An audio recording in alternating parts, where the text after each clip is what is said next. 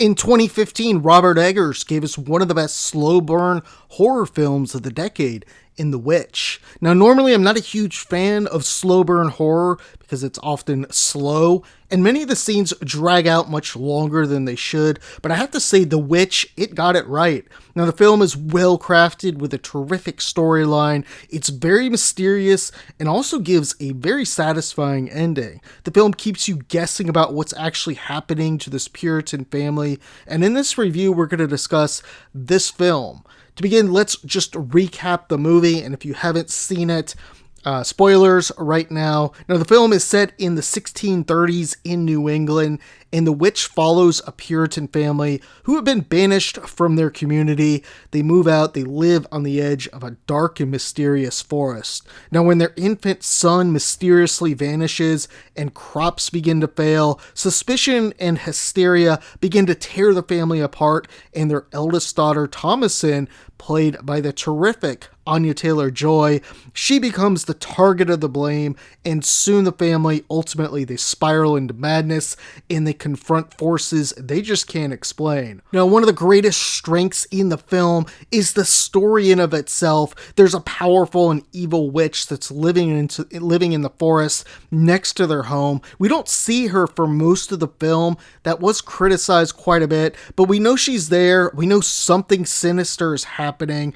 but we don't know exactly what. The film does a terrific job, tons of misdirection, and scenes that make you think you know something only to learn later you were off. For example, we think the twins, they might be possessed by Black Phillip, the family goat that is talking to them, but they are not. They're being manipulated, and Black Phillip is driving their paranoia deeper, leading them to suspect Thomasin is actually the evil. Now, Black Phillip, or really Satan, he knows he can persuade them because they are children, and if Black Phillip tried doing this to the parents, well, they would of course slaughter the goat. Now, we think Thomasin might be possessed too during the film, and we don't really learn that she wasn't until the end of the film.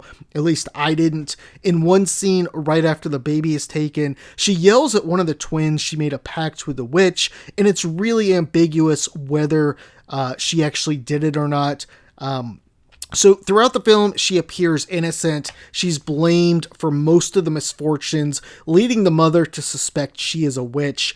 Many suspected there was going to be some big reveal in the end, but the writing definitely went a different way. We learned that Black Phillip, or Satan, controls the witch and the coven, and that Satan wants Thomasin to join. Thomasin, with her family all dead, in the end joins, but she had free will as she had to sign, and she could have, of course, refused. Now, there's different ways to interpret this: a young girl being taken advantage of or manipulated, or perhaps seeing her true character.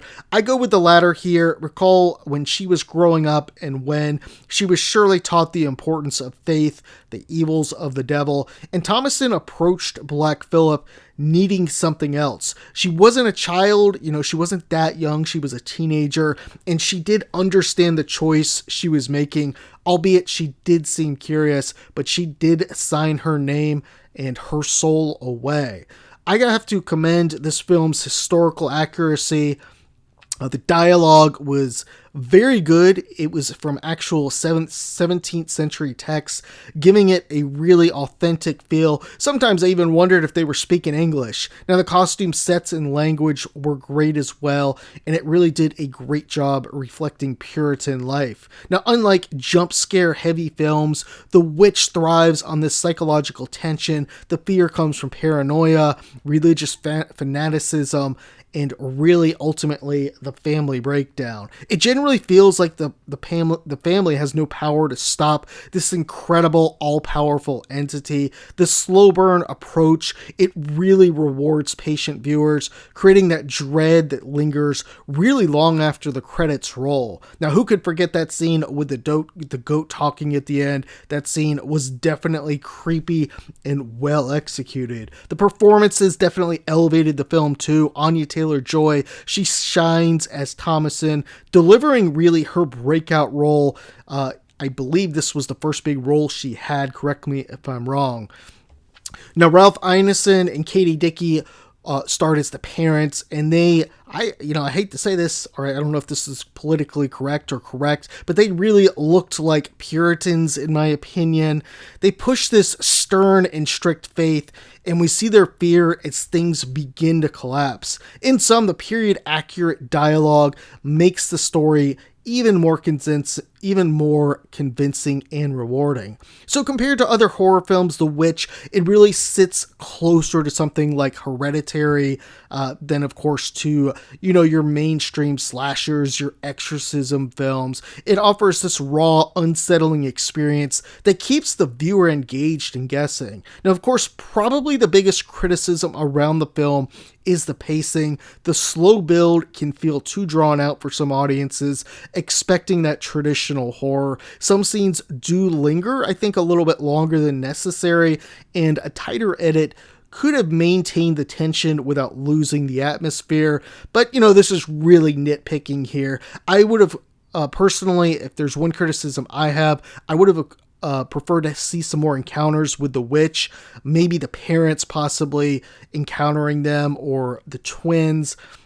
But that probably would have caused like a massive rewrite or something. Overall, though, if you have not seen this film, it's definitely worth checking out. The Witch is haunting, authentic, and deeply unsettling, and its strengths far outweigh its weaknesses, and it still remains one of the most influential horror films, really, of those 2010s.